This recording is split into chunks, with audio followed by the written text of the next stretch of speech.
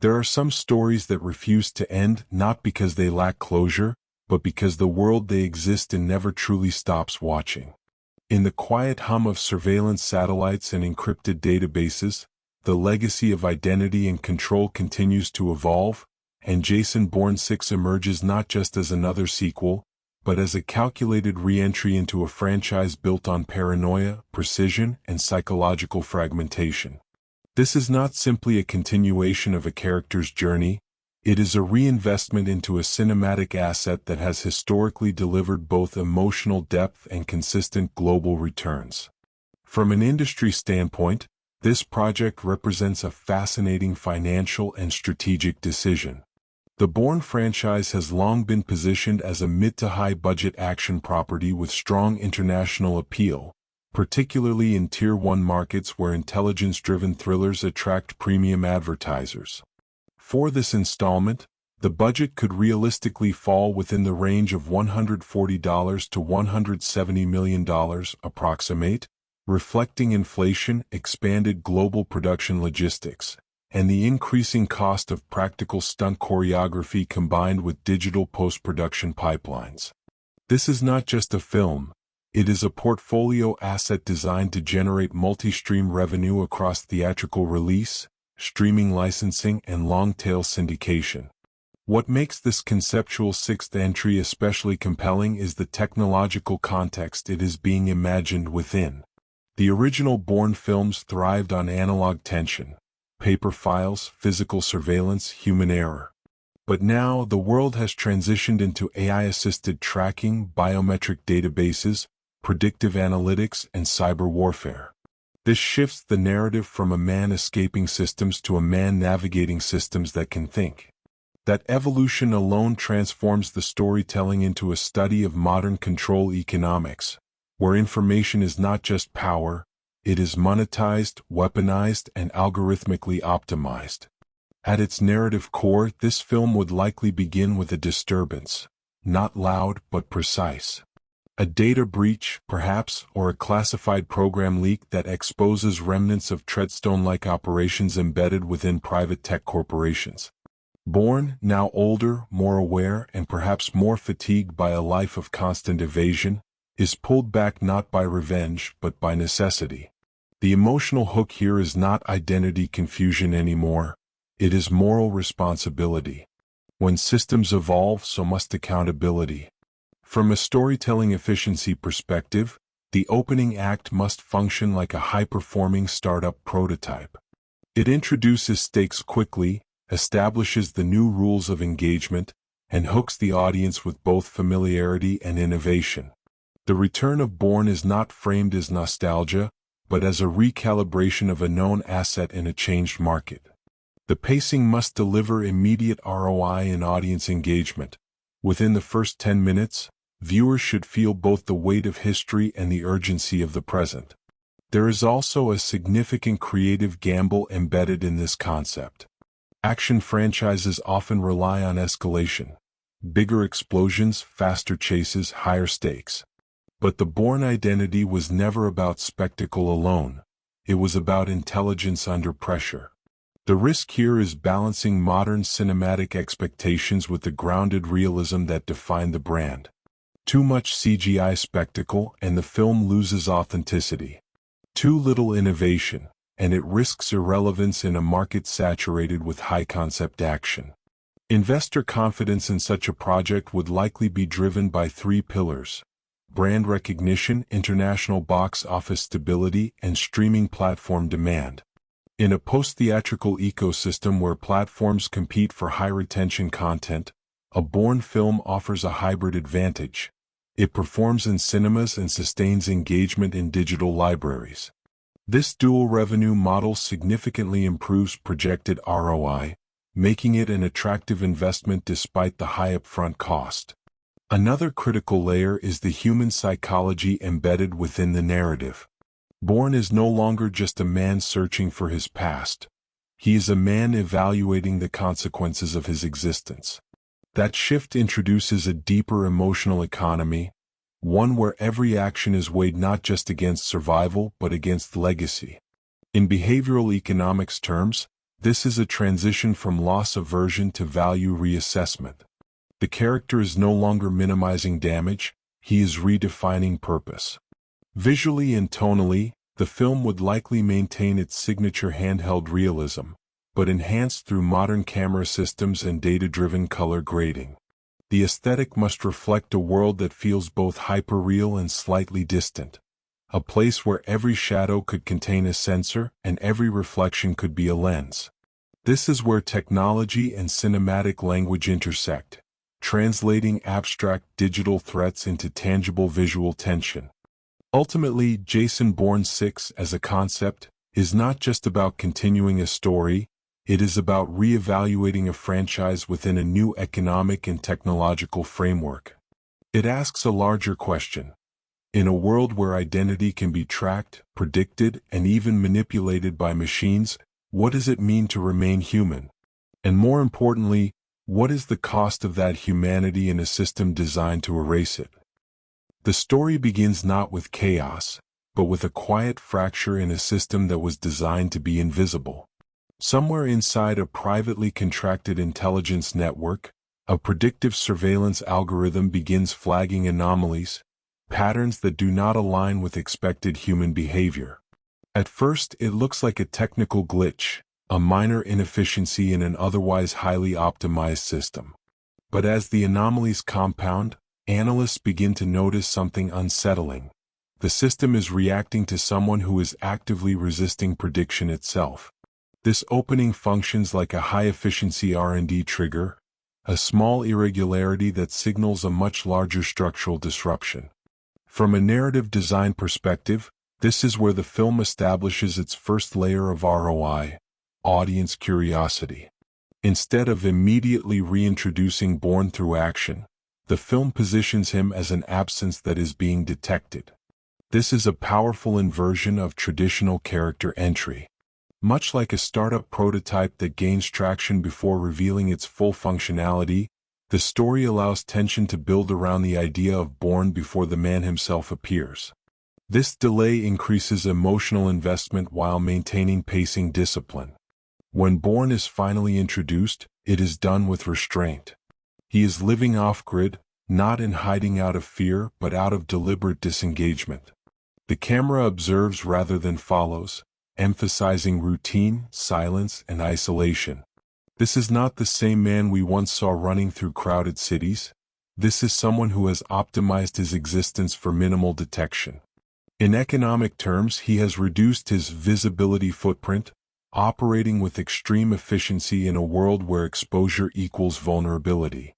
The inciting incident arrives when a former intelligence contact, someone loosely connected to the remnants of Treadstone, is eliminated under suspicious circumstances. The execution is precise, almost surgical, suggesting not a government operation but something more privatized, more corporate. This is where the film introduces its central conflict, the outsourcing of intelligence power. Governments are no longer the sole operators of surveillance. Private entities have entered the arena, bringing with them profit motives and reduced ethical constraints. Bourne's decision to re-engage is not immediate. The script allows space for hesitation, which is crucial for psychological credibility. He is no longer driven by confusion or revenge, but by a calculated assessment of risk versus responsibility. This moment reflects a behavioral economics principle, opportunity cost. Remaining hidden preserves his safety, but disengagement allows potentially dangerous systems to evolve unchecked.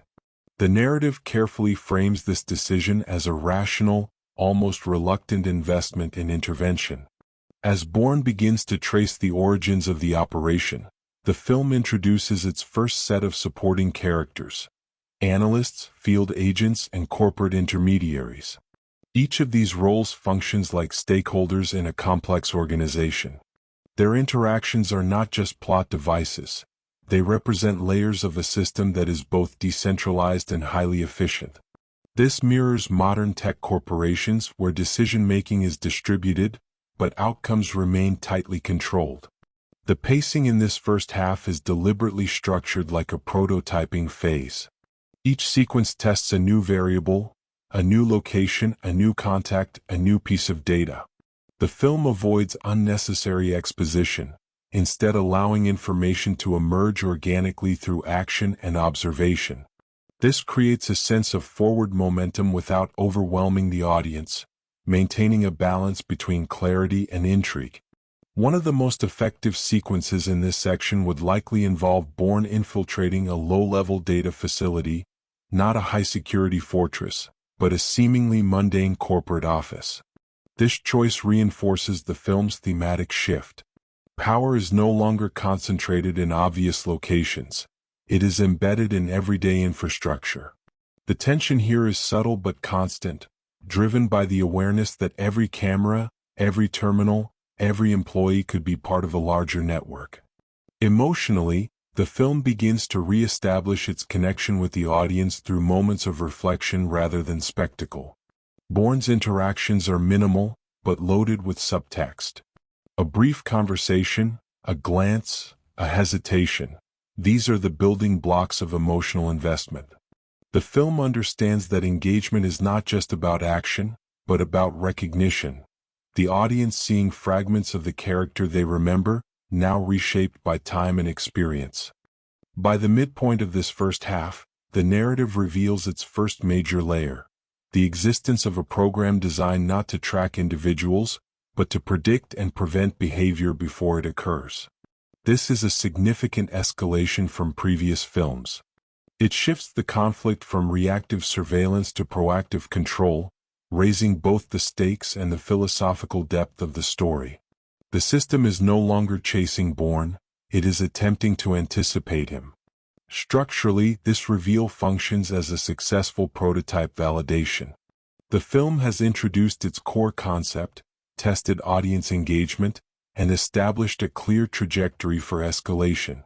The pacing, emotional investment, and thematic depth all align to create a strong foundation for the second half, ensuring that the narrative's product is ready for full-scale deployment. The second half begins with a subtle but decisive shift. The system is no longer observing Bourne, it is adapting to him. What was once a predictive framework now begins to recalibrate in real time, learning from every move he makes. This transforms the conflict from pursuit into evolution. The film carefully positions this as a technological escalation, where the algorithm is no longer a passive tool, but an active participant in the narrative. In business terms, this is the transition from product launch to live market optimization. Bourne, in response, is forced into unfamiliar territory. For the first time, his traditional methods, unpredictability, improvisation, instinct, begin to lose their edge. The system is not faster than him, but it is more consistent, more scalable, and more patient. This creates a fascinating psychological tension. He is no longer the anomaly within the system. He is becoming part of its data set. Every decision he makes feeds the very machine he is trying to outmaneuver. The narrative uses this dynamic to deepen its emotional stakes. Bourne begins to question not just the system, but himself. If his behavior can be modeled, predicted, and eventually controlled, then what remains of his identity? This is where the film achieves a powerful product-market fit in emotional terms. The audience is no longer just watching a man escape danger, they are witnessing a man confront the possibility that his freedom has always been conditional. As the plot progresses, the film introduces a key revelation. The predictive program was not built solely for surveillance, but for behavioral influence. It does not just anticipate actions, it subtly guides them. Through targeted disruptions, manipulated data, and engineered environments, the system can push individuals towards specific outcomes. This shifts the stakes dramatically. The conflict is no longer about evasion, but about autonomy itself.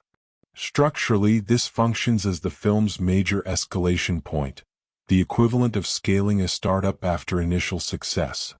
The narrative expands in scope, moving across multiple global locations, each representing a node in a vast interconnected network.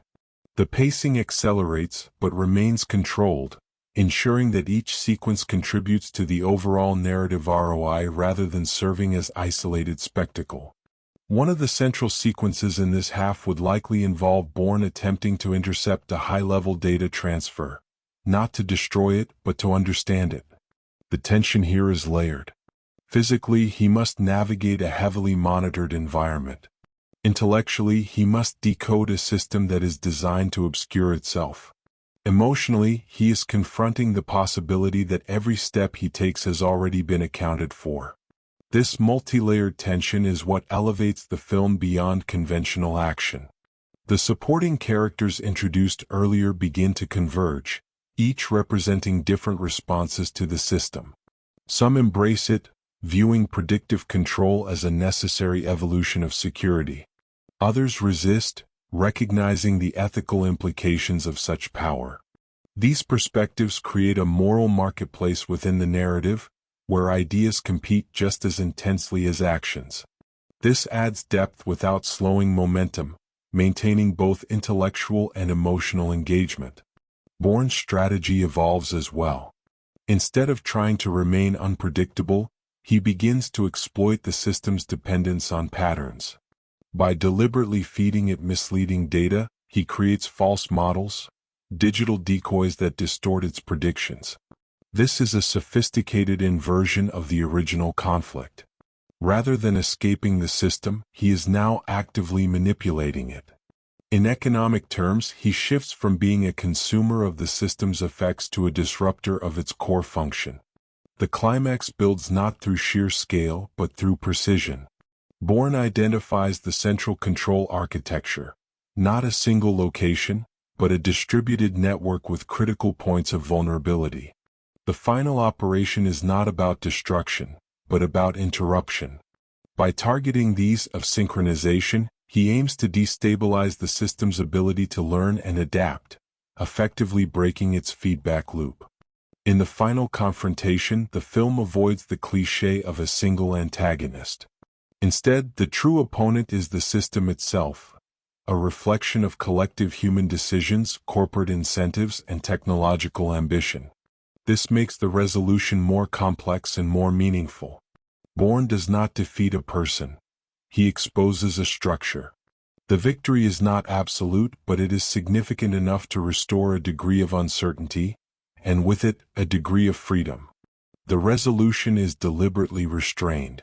The system is not entirely dismantled. It is disrupted, questioned, and partially revealed. Bourne once again disappears, but this time it feels different. He is not running from something but moving beyond it. The narrative closes on a note of cautious equilibrium, where the balance between control and freedom remains unresolved, but no longer invisible. From a payoff perspective, the film successfully converts its narrative risk into emotional and intellectual engagement. It delivers on its promise of tension, depth, and innovation, ensuring that the audience leaves not just entertained but reflective. This is the hallmark of strong product-market fit, a story that resonates beyond its runtime, extending its value into conversation, analysis, and long-term cultural relevance.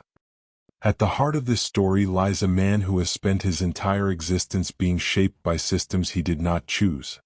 In this chapter, the film slows down just enough to examine not what Bourne does, but why he does it. His psychology is no longer defined by confusion, but by awareness. He understands the architecture of control now, and that awareness creates a new kind of burden. The burden of knowing that every decision carries consequences not just for survival, but for others who remain trapped within similar systems. From a behavioral economics perspective, Bourne represents a fascinating case of extreme loss aversion that has gradually evolved into value reassessment. In earlier phases of his life, his decisions were driven by the need to avoid harm, to escape, to survive, to minimize exposure. But now, his actions suggest a shift toward purpose-driven decision-making. He is no longer optimizing for safety alone. He is weighing the long-term value of intervention against the short-term cost of risk. This transformation is subtle but critical. The film uses silence, pauses, and restrained dialogue to communicate internal conflict. Bourne does not express emotion openly, but his choices reveal a man constantly calculating trade-offs. Every move is a micro-decision, influenced by past trauma, present danger, and future uncertainty. This aligns closely with decision theory, where individuals operate under conditions of incomplete information, constantly updating their strategies based on new data. Trauma remains a defining variable in his psychological framework. However, it is no longer chaotic, it has been internalized and structured. His past experiences function like a data set, informing his instincts and reactions. This creates a paradox. The very system that once controlled him has also trained him to resist control. In economic terms, he has converted a liability into a competitive advantage. The film also explores the concept of moral risk through Bourne's interactions with others. He understands that involvement brings danger to anyone he connects with, which creates a constant tension between isolation and collaboration. This is a classic example of risk distribution. By working alone, he contains the risk but limits his effectiveness. By engaging others, he increases his operational capacity but exposes them to harm. The narrative repeatedly places him in situations where he must choose between these competing priorities. Leadership pressure emerges as another key psychological dimension. Although Bourne does not see himself as a leader, his actions influence outcomes on a large scale. Others begin to look to him for direction, guidance, and even hope.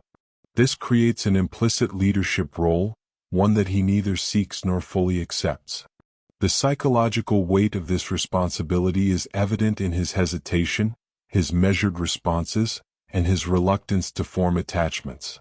The antagonistic force in this film, the predictive system, introduces a new layer of psychological complexity. Unlike previous adversaries, it does not possess emotions, biases, or fatigue.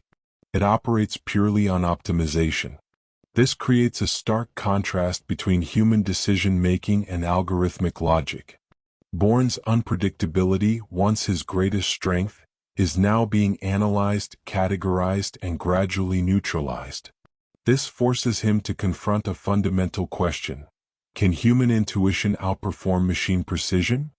The supporting characters serve as psychological mirrors, each representing different responses to the same system. Some exhibit compliance, choosing stability and security over autonomy. Others demonstrate rebellion, risking everything to challenge the system. Bourne exists somewhere in between, not fully detached but not fully integrated. This positioning allows the film to explore a spectrum of human behavior under pressure, enriching its psychological depth. One particularly revealing aspect of Bourne's character is his relationship with control. In earlier narratives, control was something imposed upon him. Now, it is something he actively negotiates. He chooses when to engage, when to withdraw, and when to disrupt.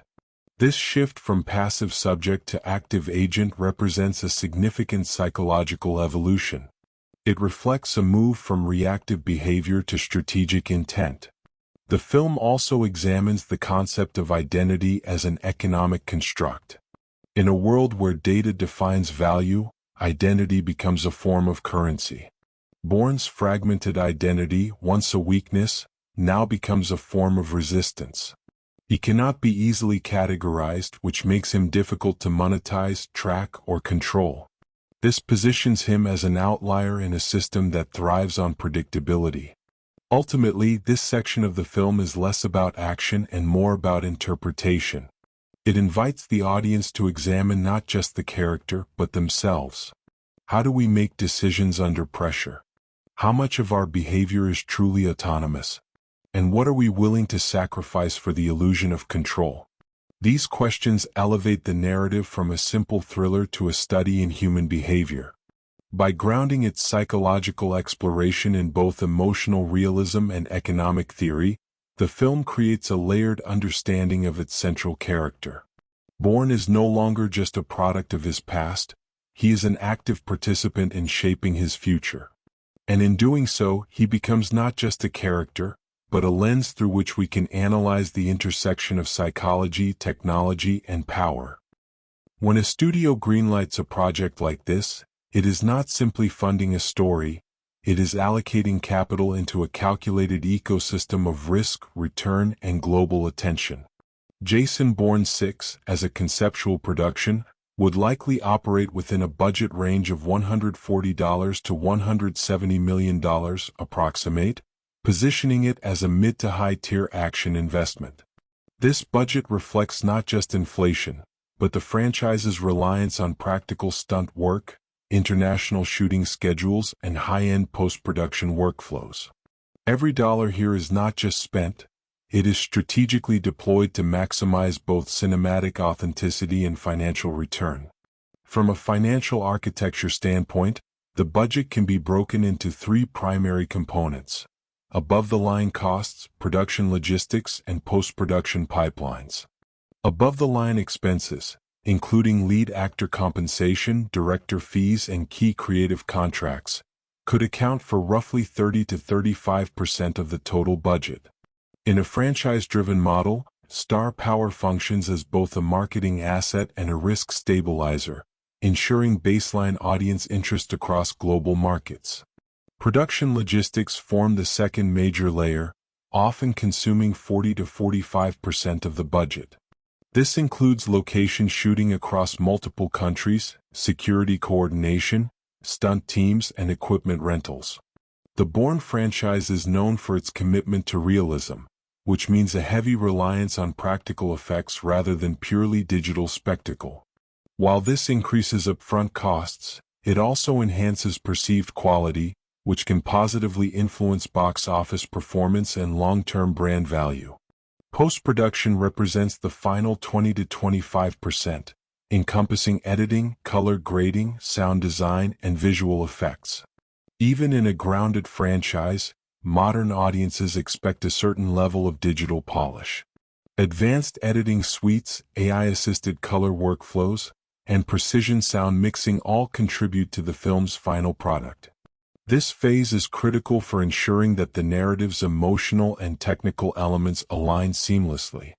Marketing, however, is where the financial strategy becomes truly expansive. A film of this scale would likely allocate an additional $80 to $120 million, approximate, for global marketing and distribution. This includes trailer production, digital campaigns, influencer partnerships, and traditional media buys. In today's landscape, marketing is not just about awareness, it is about targeted engagement. Campaigns are designed using data analytics to reach specific demographics with tailored messaging, maximizing conversion rates from impression to ticket purchase. The theatrical release strategy would likely prioritize a global rollout, with simultaneous or near-simultaneous premieres in key markets such as the United States, United Kingdom, China, and parts of Europe. This approach minimizes piracy risk while capitalizing on synchronized marketing momentum. Opening weekend performance becomes a critical KPI, often determining the film's trajectory in terms of screen allocation and audience perception. In terms of revenue, the film would aim for a break-even point at approximately 2.5x its production budget, factoring in marketing costs and distribution splits. This places the break-even threshold in the range of $500 to $600 million, approximate, in global box office gross. Anything beyond this point transitions the project from cost recovery into profit generation. Beyond theatrical revenue, the film's financial model extends into multiple secondary streams. Streaming rights, for instance, have become a significant source of income, with major platforms competing for high-profile content to drive subscriber retention. A Bourne film with its established brand and global appeal would command a premium licensing fee, potentially adding tens of millions to its overall revenue.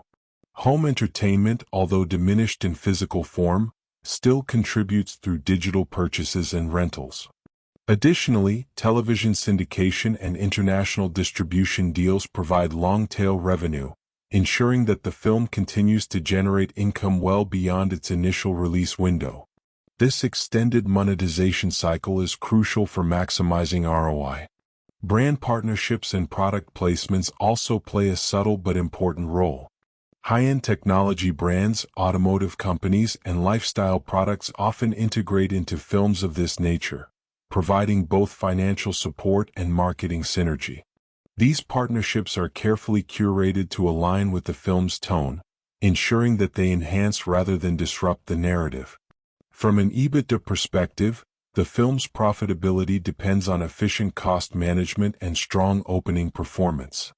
If the film successfully captures both domestic and international audiences, it could achieve a net profit margin that justifies its investment. However, the margin for error remains narrow. A weak opening or negative reception can significantly impact downstream revenue. Ultimately, the financial story of this film is one of balance. It must balance cost with quality, marketing with authenticity, and scale with precision. It is a reminder that modern cinema is not just an art form, but a complex financial instrument, one where success is measured not only in audience applause, but in sustainable economic return. If the financial layer defines the skeleton of this film, then technology becomes its nervous system, quietly controlling how every emotion is captured, processed, and delivered. Jason Bourne 6, in this conceptual form, would not chase spectacle through excess, but through precision engineering. The technological ambition here is not about showing the audience something impossible, but about making the possible feel intensely real, almost uncomfortably close to lived experience. The camera system would likely evolve from the franchise's traditional handheld aesthetic into a hybrid model. High-end digital cameras such as the ARRI ALEXA LF or Mini LF would be used for their exceptional dynamic range and low-light performance, allowing scenes to retain detail even in shadow-heavy environments. This matters because Bourne's world is defined by ambiguity, dim corridors, nighttime surveillance, reflective surfaces. The camera must not just record light, it must interpret uncertainty. Lens selection becomes a psychological tool rather than a purely visual one. Slightly longer focal lengths could be used to compress space, creating a sense of constant observation, as if the environment itself is closing in. At the same time, occasional wide lenses, particularly in action sequences, would preserve the franchise's signature immediacy. This balance ensures that the audience feels both the intimacy of Bourne's perspective and the scale of the system surrounding him. One of the most significant technological shifts would be in data-driven cinematography. Modern productions increasingly rely on real-time monitoring systems that allow directors and cinematographers to evaluate exposure, color balance, and composition on set with near-final accuracy. This reduces post-production uncertainty and increases efficiency, effectively optimizing the production pipeline much like a well-run manufacturing process. Editing, traditionally handled through systems like Avid Media Composer, would integrate more advanced workflows, including AI-assisted organization of footage. With thousands of hours of material generated across multiple locations, machine learning tools can help categorize, tag, and even suggest cuts based on motion patterns and continuity.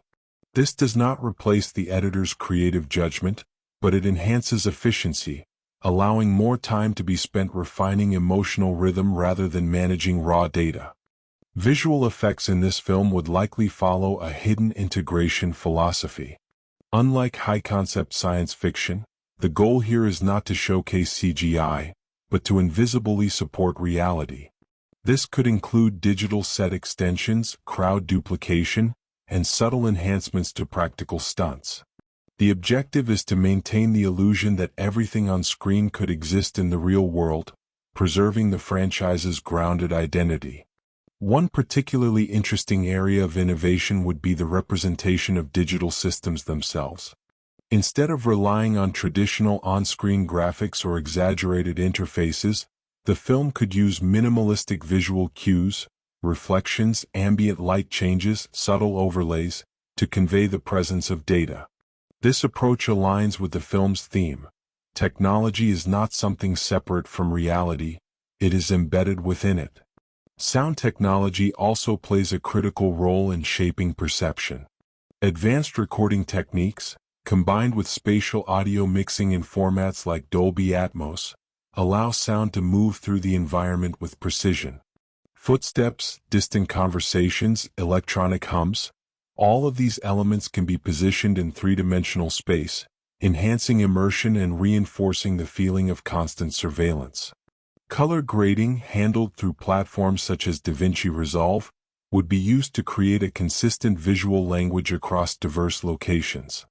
The palette might lean toward muted tones, desaturated blues, cold grays, and occasional warm highlights, reflecting a world that is both technologically advanced and emotionally restrained. This is not just an aesthetic choice.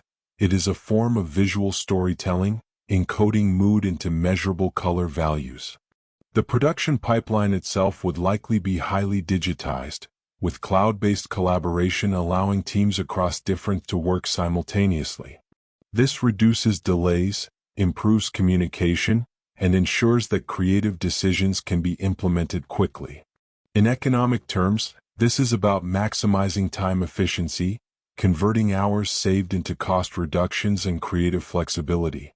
Another emerging technology that could influence this film is virtual production. While not as central as in large-scale fantasy films, LED volume stages could be used for specific controlled environments, allowing real-time background rendering and reducing the need for extensive location shoots. This hybrid approach balances authenticity with efficiency, ensuring that the film remains grounded while benefiting from modern tools. Ultimately, the technological story of this film is not about innovation for its own sake, but about alignment. Every tool, every system, every workflow is chosen to support a singular goal, translating psychological tension into cinematic experience. In doing so, the film demonstrates how technology, when used thoughtfully, becomes invisible, not because it is absent, but because it is perfectly integrated into the fabric of the story. Behind every frame of controlled chaos lies an invisible architecture of coordination, timing, and disciplined execution. Jason Bourne 6, as a production, would function less like a traditional film set and more like a multinational corporate operation, where each department operates as a specialized unit within a tightly managed hierarchy. The scale of such a project demands not just creativity, but rigorous production governance. A system where every decision carries both artistic and financial consequences. The production timeline would likely span 18 to 24 months, approximate, divided into pre-production, principal photography, and post-production phases. Pre-production alone could consume 6 months, involving location scouting, stunt choreography planning, casting finalization, and technical testing. This phase is essentially the strategic planning stage, where risks are identified, resources are allocated, and the operational blueprint is finalized. Mistakes here are expensive, which is why studios invest heavily in getting this stage right. Scheduling becomes one of the most critical variables in the entire process. With multiple international locations, each governed by different regulations, weather patterns, and logistical constraints, the production schedule must be both precise and adaptable. Delays are not just inconvenient, they are cost multipliers. Every additional day of shooting can add hundreds of thousands of dollars to the budget, making time management a direct driver of financial efficiency. The workforce structure on a film of this scale resembles a layered corporate hierarchy. At the top sits the director, functioning as both creative leader and executive decision maker. Beneath them are department heads, cinematography, production design, sound, stunt coordination, each responsible for translating the director's vision into actionable plans. Below them, hundreds of crew members execute these plans with technical precision.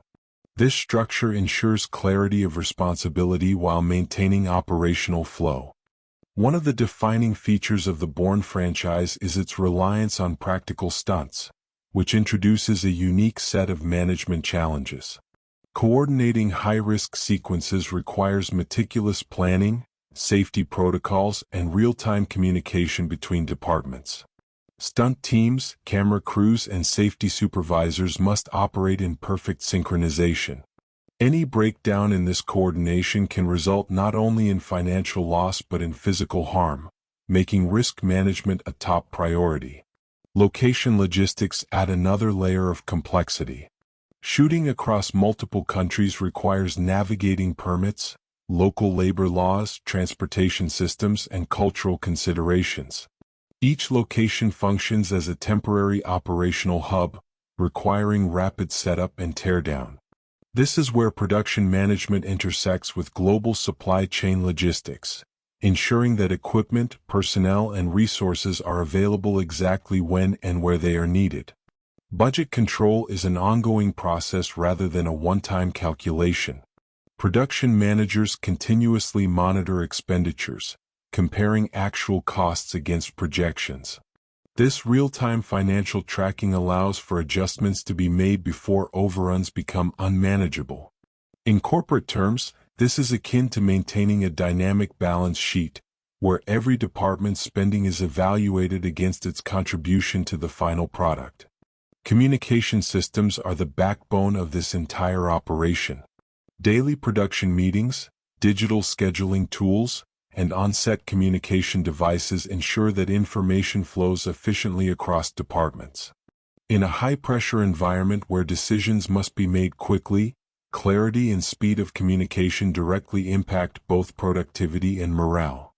Another critical aspect is contingency planning. No production of this scale proceeds exactly as planned. Weather disruptions, equipment failures, or unexpected delays must be anticipated and accounted for. Backup plans, alternative locations, and flexible scheduling buffers are built into the production strategy, ensuring that the project can adapt without derailing. The role of the studio extends beyond funding. It acts as an oversight body, ensuring that the production aligns with broader business objectives. This includes monitoring progress, approving major expenditures, and coordinating marketing timelines with production milestones. The relationship between the studio and the production team is one of mutual dependency, balancing creative freedom with financial accountability. Time in this context becomes a form of currency. Every hour saved translates into reduced costs and increased flexibility. Conversely, every delay compounds expenses and compresses future schedules. This makes time management one of the most valuable assets in the entire production process, influencing everything from budget efficiency to final delivery quality. Ultimately, the production management of this film is a study in orchestration. Hundreds of moving parts, each with its own function and constraints, must come together to create a seamless final product. It is a reminder that behind the illusion of effortless storytelling lies a complex system of planning, coordination, and execution. A system where success is measured not just in creative achievement, but in operational excellence. In a franchise that has always grounded itself in realism, the question of accuracy becomes more than a detail. It becomes a pillar of credibility. Jason Bourne 6, even as a conceptual continuation, would need to navigate a world that has evolved significantly since the earlier films. The landscape of intelligence, surveillance, and cyber operations is no longer theoretical. It is deeply embedded in modern geopolitical and corporate systems. This makes historical and scientific accuracy not just desirable, but essential for maintaining audience trust. Historically, intelligence operations have shifted from centralized government control to a more fragmented ecosystem involving private contractors, tech firms, and international partnerships. This film's premise, a predictive surveillance system operating within or alongside corporate structures, aligns closely with real-world trends. Data analytics, behavioral modeling, and algorithmic decision-making are already being used in various sectors, from marketing to national security. By anchoring its narrative in these realities, the film enhances its plausibility while expanding its thematic scope. The concept of predictive behavior modeling, while dramatized in the film, has a strong scientific foundation. Machine learning systems today can analyze vast data sets to identify patterns and forecast outcomes with increasing accuracy. However, the film must carefully balance realism with narrative tension. In reality, these systems are probabilistic, not deterministic. They operate on likelihoods, not certainties. By portraying the system as highly advanced but not infallible, the story maintains both credibility and dramatic potential. One of the key scientific considerations is the representation of data infrastructure. Real-world systems rely on distributed networks, cloud computing, and secure data centers. The film's depiction of a decentralized architecture with critical of synchronization reflects this reality.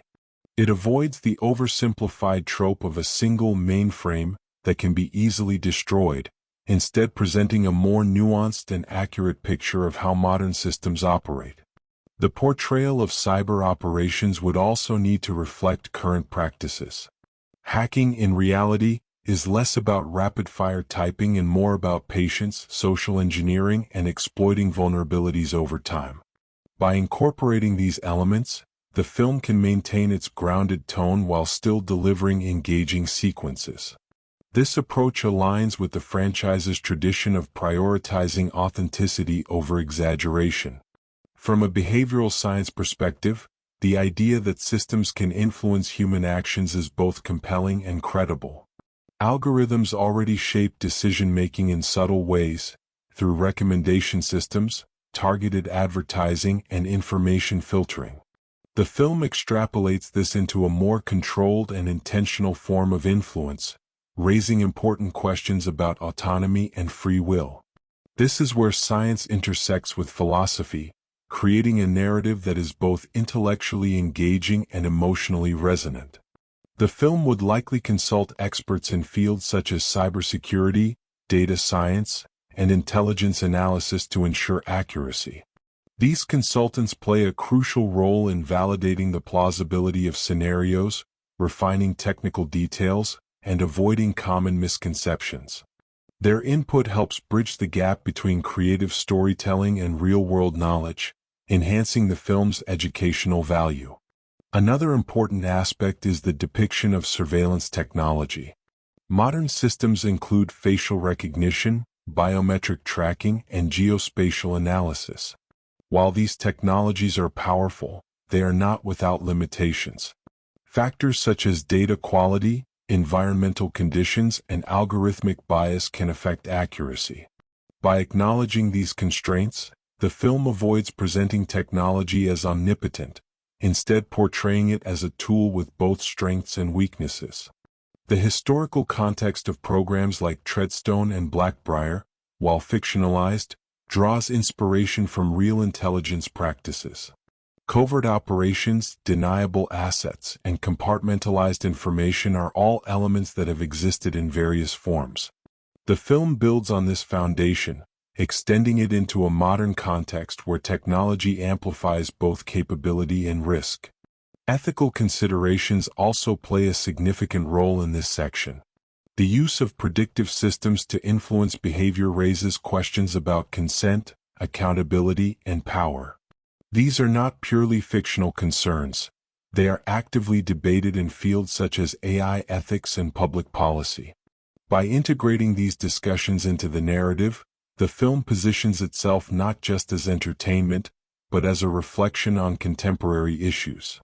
The balance between accuracy and storytelling is delicate. Too much technical detail can overwhelm the audience, while too little can undermine credibility. The film must distill complex concepts into accessible visuals and dialogue, ensuring that the audience understands the stakes without needing specialized knowledge. This is where effective storytelling becomes a form of translation, converting technical complexity into emotional clarity. Ultimately, the strength of this film's accuracy lies in its ability to feel real without being constrained by reality. It respects the principles of science and history while allowing room for narrative exploration. In doing so, it creates a world that is both believable and compelling. A world where the boundaries between fiction and reality are intentionally blurred, inviting the audience to question not just what they see but what they know. If technology is the nervous system and production management is the skeleton, then cinematography becomes the eyes through which the entire story breathes. In this film, visual engineering is not just about capturing images, it is about translating invisible threats into something the human mind can feel. The camera does not simply observe Bourne's world. It interprets it, shaping how tension, control, and uncertainty are experienced at a subconscious level. The visual language would likely continue the franchise's signature handheld realism, but with a more controlled evolution. Earlier films leaned heavily into chaotic motion to simulate urgency.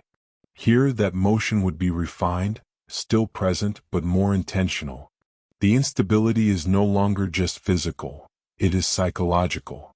The camera shakes not because the operator cannot hold still, but because the world itself feels unstable. Lighting design plays a crucial role in reinforcing this atmosphere. The film would likely rely on motivated lighting, sources that exist naturally within the environment, such as streetlights, screens, and ambient urban glow. This approach grounds the visuals in realism while allowing for subtle manipulation of contrast and shadow. Darkness is not just an absence of light. It becomes a space where information is hidden, where uncertainty thrives. From a technical standpoint, the use of high dynamic range sensors allows for greater detail in both highlights and shadows. This is essential in a story where visibility is constantly shifting. A face partially illuminated, a reflection barely visible in glass. These are not just aesthetic choices but narrative tools. They communicate the idea that truth is fragmented, never fully revealed. Composition is another layer of visual storytelling. Bourne is often framed off-center, partially obscured, or reflected in surfaces. This reinforces his relationship with the world. He is present but never fully integrated.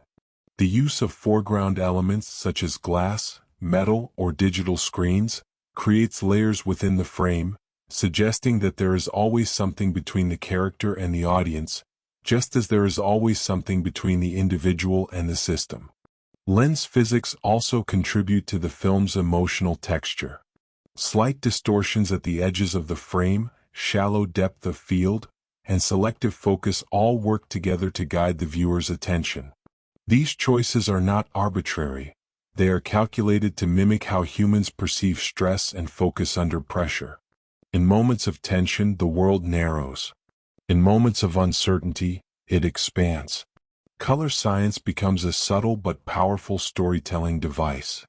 The palette would likely lean toward cool tones, blues, grays, and muted greens, reflecting a world dominated by technology and control.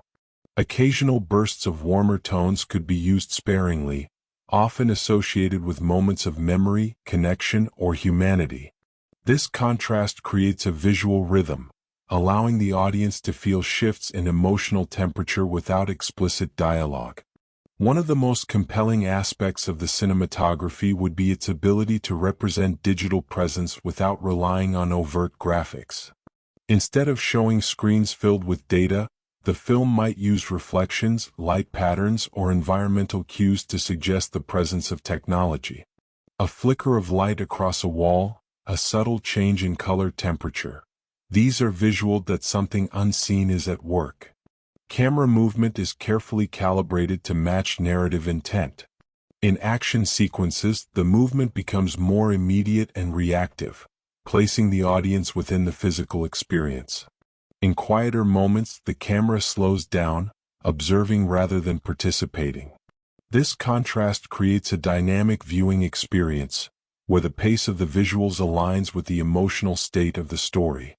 The integration of practical and digital elements is seamless. Practical locations provide texture and authenticity, while digital enhancements refine and extend the environment. This hybrid approach ensures that the world feels tangible, even when it is being subtly manipulated. The audience may not consciously notice these enhancements, but they contribute to an overall sense of cohesion and realism. Visual continuity across different locations is maintained through consistent color grading and lighting philosophy. Whether the scene takes place in a dense urban environment or a remote, isolated setting, the visual identity remains unified. This consistency reinforces the idea that the system is everywhere, connecting disparate locations into a single cohesive network. Ultimately, the cinematography in this film is an exercise in controlled impression. Every frame is designed not just to show, but to suggest, to hint at forces that cannot be fully seen or understood. It is a reminder that in a world driven by data and surveillance, what we see is only a fraction of what exists. And sometimes, it is the unseen that carries the greatest weight. If cinematography shapes what we see, then sound design defines what we feel without ever realizing it. In a film like this, sound is not simply an accessory to visuals, it is an invisible architecture of tension, guiding perception, anticipation, and emotional response. Jason Bourne 6 would rely heavily on sound as a psychological instrument, carefully engineered to mirror the unseen presence of surveillance, data, and constant observation. The foundation of the soundscape would be built on ambient detail. Every environment, whether a crowded city street or an isolated interior, carries its own sonic identity. Subtle layers such as distant traffic, electrical hums, faint conversations, and environmental echoes create a sense of realism that anchors the audience in the world. These sounds are not random. They are deliberately composed to suggest that something is always happening beyond the immediate frame. Dynamic range becomes a critical tool in controlling audience attention. Moments of near silence are used strategically, allowing tension to build before being released through sudden, controlled bursts of sound. This contrast between quiet and intensity mirrors the film's thematic structure. A world where calm surfaces conceal underlying complexity. The absence of sound becomes just as powerful as its presence. The integration of technological audio elements adds another layer of depth. Instead of exaggerated digital effects, the film would use restrained sonic cues, soft data pulses, subtle frequency shifts, barely perceptible tones, to represent the presence of systems operating in the background. These sounds are designed to be felt more than heard, creating a subconscious awareness of constant monitoring. Dialogue is treated with precision and restraint. Conversations are often minimal, but every word carries weight.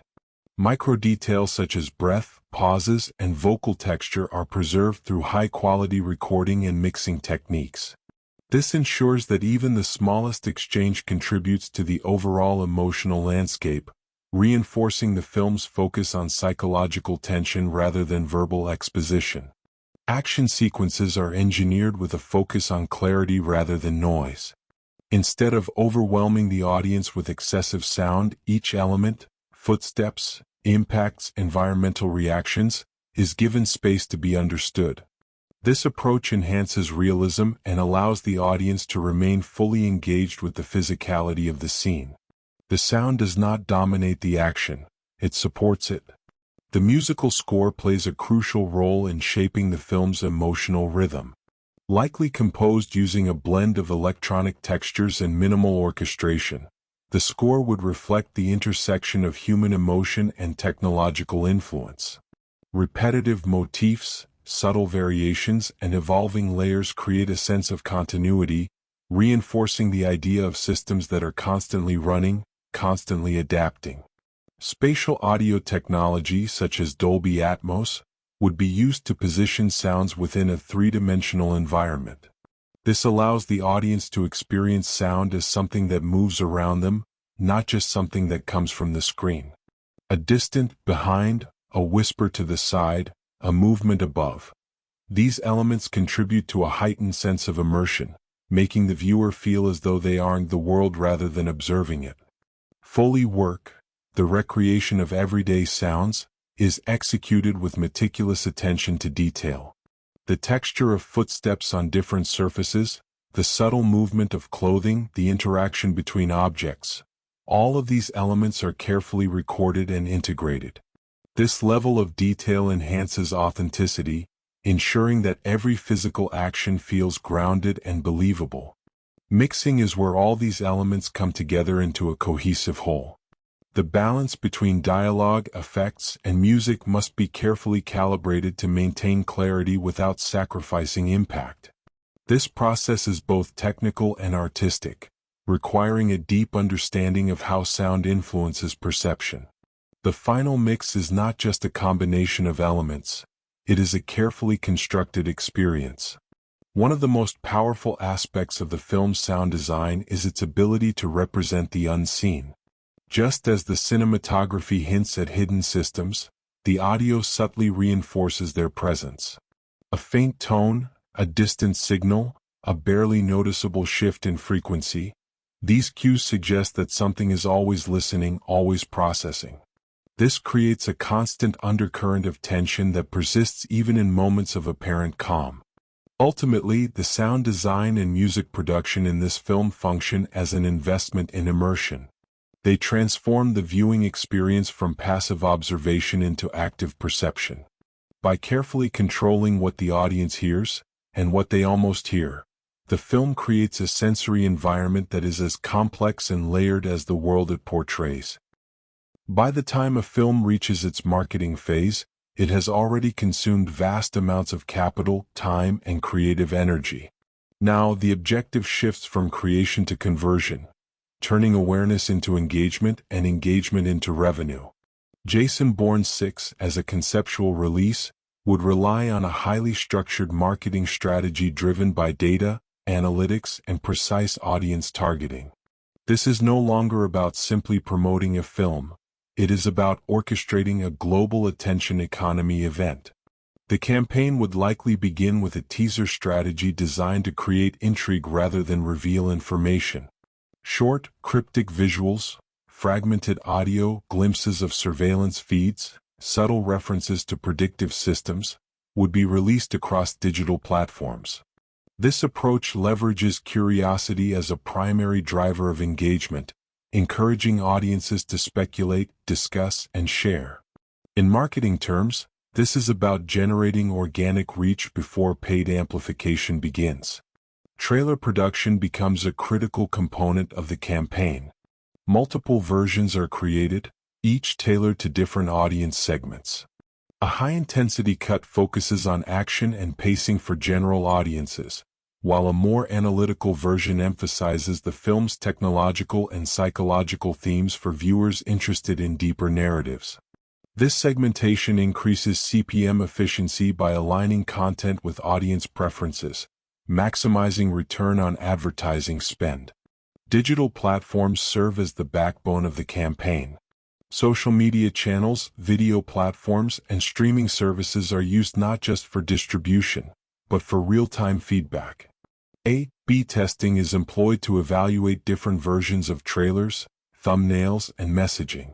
Metrics such as click-through rate, watch time, and engagement are analyzed continuously, allowing the campaign to adapt dynamically.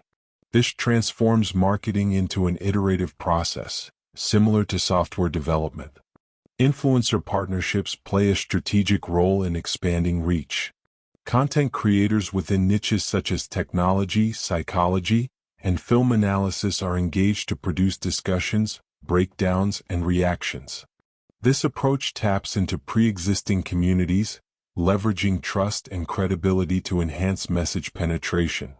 It also aligns with the film's thematic depth, positioning it as more than just entertainment. Geographic targeting is another key dimension. Different regions receive tailored campaigns based on cultural preferences and market behavior. In Tier 1 markets like the United States and United Kingdom, the emphasis may be on technological innovation and psychological complexity. In other regions, the focus might shift toward action and spectacle. This localization ensures that the film resonates across diverse audiences while maintaining a consistent core identity. Timing is carefully calibrated to maximize impact. The release window is chosen to avoid direct competition with major blockbusters while still benefiting from high audience availability. Marketing intensity increases as the release date approaches, creating a sense of urgency. This culminates in a peak period where visibility is at its highest, driving ticket sales during the crucial opening weekend. Data analytics continue to play a role even after release. Early audience reactions, box office performance, and social media sentiment are monitored in real time. This information informs adjustments to the campaign, such as shifting focus to specific aspects of the film that are resonating strongly.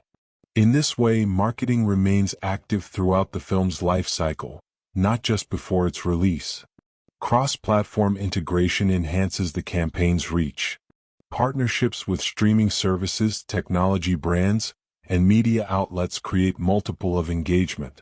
These collaborations extend the film's presence beyond traditional advertising, embedding it within a broader media ecosystem. This increases both visibility and perceived value. The concept of brand continuity is also central. The Bourne franchise carries an established identity, and the marketing must honor that while introducing new elements. Visual motifs, sound design cues, and thematic messaging are carefully aligned with previous installments, ensuring that returning audiences feel a sense of familiarity while new viewers are drawn in by innovation. From a financial perspective, marketing efficiency is measured through metrics such as cost per acquisition and return on advertising spend. The goal is not just to reach a large audience, but to reach the right audience, those most likely to engage deeply and contribute to long-term revenue. This precision targeting is what differentiates modern campaigns from traditional mass advertising. Ultimately, the marketing strategy for this film is an exercise in data-driven storytelling.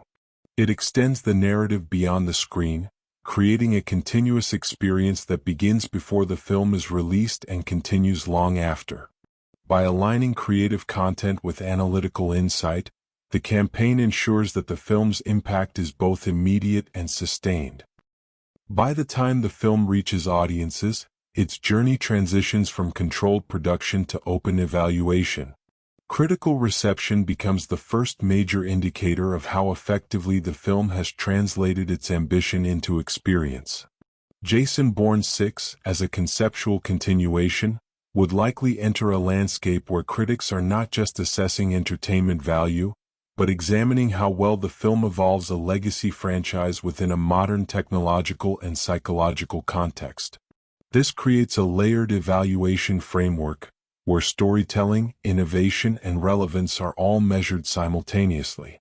Early reviews would likely focus on whether the film successfully balances its intellectual ambitions with the grounded realism that defines the franchise.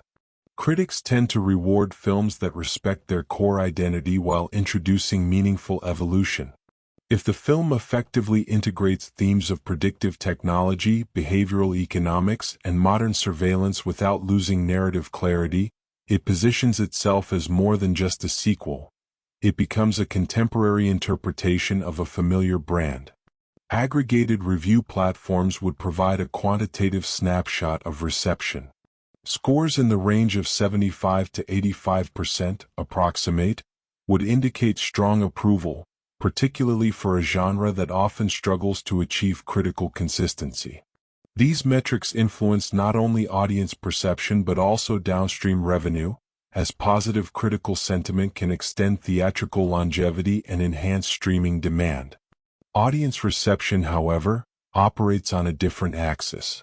While critics analyze structure and theme, general audiences respond to pacing, engagement, and emotional payoff. The film's success in this domain would depend on its ability to deliver tension and clarity without overwhelming viewers with complexity. If it achieves this balance, it can generate strong word of mouth, which remains one of the most effective drivers of sustained box office performance. Awards consideration introduces another dimension of value. While action thrillers are not traditionally dominant in major award categories, technical achievements often receive recognition. Cinematography, sound design, and editing are areas where the film could realistically compete. Nominations or wins in these categories contribute to cultural capital, enhancing the film's prestige and long-term visibility. Film festivals and industry screenings may also play a role in shaping perception. Early screenings for critics and industry professionals can generate initial buzz, influencing how the film is positioned in the broader cinematic conversation. Positive early reactions can create momentum, while mixed responses may require strategic adjustments in marketing emphasis. From a financial perspective, critical reception and awards recognition contribute to lifetime value rather than immediate revenue. A film that is well regarded continues to generate interest over time, benefiting from repeat viewings, academic analysis, and inclusion in curated collections. This extended relevance increases its overall ROI beyond initial box office returns. Streaming platforms, in particular, value films with strong reputations. High-quality content attracts and retains subscribers, making critically successful films valuable assets in digital libraries. A Bourne installment that is both commercially viable and critically respected would command favorable licensing terms, further enhancing its financial performance. The concept of legacy becomes increasingly important at this stage. Each new installment contributes to the overall perception of the franchise. A successful film reinforces the brand, increasing the value of previous entries and paving the way for future projects. Conversely, a poorly received film can dilute the brand, reducing audience trust and long-term profitability. Academic and analytical communities may also engage with the film, particularly given its themes of technology, psychology, and control. Discussions, essays, and video analyses extend the film's presence beyond traditional entertainment spaces, positioning it as a subject of study. This aligns with high RPM educational audiences, further enhancing its value. Merchandise and ancillary products, while not the primary focus of this franchise, still contribute to its cultural footprint. Books, digital content, and branded experiences can extend engagement, creating additional revenue streams and reinforcing audience connection. Ultimately, the reception and legacy of this film would be determined not just by its immediate success, but by its ability to remain relevant. If it sparks conversation, invites analysis, and resonates across different audience segments, it achieves something more enduring than box office numbers. It becomes part of the ongoing dialogue about cinema, technology, and human experience. There is something quietly profound about stories that evolve alongside the world that created them. What began as a narrative about a man searching for his identity has, over time, transformed into a reflection on how identity itself is shaped, tracked, and sometimes engineered. In this final chapter, Jason Bourne 6 does not simply conclude a story. It reframes it, positioning the character within a world where control is no longer imposed by individuals, but by systems that learn, adapt, and persist. The film ultimately reveals that the true conflict was never just between Bourne and his pursuers, but between human intuition and systemic optimization. It is a conflict that extends far beyond the screen, touching on the way modern society functions. We live in a world increasingly guided by algorithms, where decisions are influenced by data, and where behavior can be predicted with growing accuracy. In this context, Bourne becomes more than a character. He becomes a symbol of resistance against complete predictability. From a financial perspective, the film stands as a demonstration of how cinema operates as both art and industry. Every creative decision, from narrative structure to technological implementation, is intertwined with economic considerations. The budget, the marketing strategy, the distribution model, all of these elements work together to shape not just the film's success, but its impact. This is where storytelling meets capital, where emotion is translated into measurable value. Technologically, the film highlights the delicate balance between innovation and authenticity. It embraces modern tools and techniques, but never allows them to overshadow the human core of the story. This alignment ensures that technology serves the narrative rather than dominating it. It is a reminder that the most effective use of technology is often the one that feels invisible, seamlessly integrated into the experience. Psychologically, the journey of Bourne reflects a deeper exploration of choice, responsibility, and autonomy. He is no longer defined by what was done to him, but by what he chooses to do in response. This shift transforms the narrative from one of survival to one of purpose. It asks the audience to consider their own relationship with the systems that surround them, how much control they have, and how much they are willing to relinquish. The film's conclusion does not offer a definitive resolution, and that is precisely its strength. The system is not destroyed because systems like these rarely are. Instead, it is disrupted, questioned, and exposed. This creates a space for uncertainty, and within that uncertainty lies the possibility of change. It is a subtle but powerful statement about the nature of power, that it is not always about elimination but about awareness. From a production and business standpoint, the film demonstrates how a legacy franchise can be reimagined without losing its identity. It respects its origins while adapting to contemporary realities, ensuring both continuity and relevance. This balance is essential for sustaining long-term value, allowing the franchise to remain a viable asset in an ever-changing market. The integration of finance, technology, and psychology throughout the film creates a layered experience that appeals to a wide range of audiences. It engages those seeking action and tension, while also providing depth for viewers interested in analysis and interpretation. This dual appeal enhances its market reach, contributing to both immediate revenue and long-term engagement. In many ways, the film serves as a case study in modern filmmaking, an example of how complex systems, both within and outside the narrative, interact to create a cohesive whole. It shows how art can be informed by data, how creativity can coexist with structure, and how storytelling can reflect broader societal dynamics. As the final moments unfold, there is a sense not of closure, but of continuation. Bourne fades back into the world not as a ghost, but as a presence that cannot be fully captured or controlled. The system remains, but so does the possibility of resistance. It is a quiet equilibrium, one that leaves the audience reflecting on what they have seen and what it means. And perhaps that is the true achievement of this film, not just that it tells a compelling story, but that it invites us to think, to question, and to engage with the world in a more conscious way. It transforms cinema from a passive experience into an active dialogue, where every viewer becomes a participant in the exploration of ideas. If you found this deep dive meaningful, my literature-loving friends, consider liking and subscribing so we can keep decoding the business and beauty of cinema together.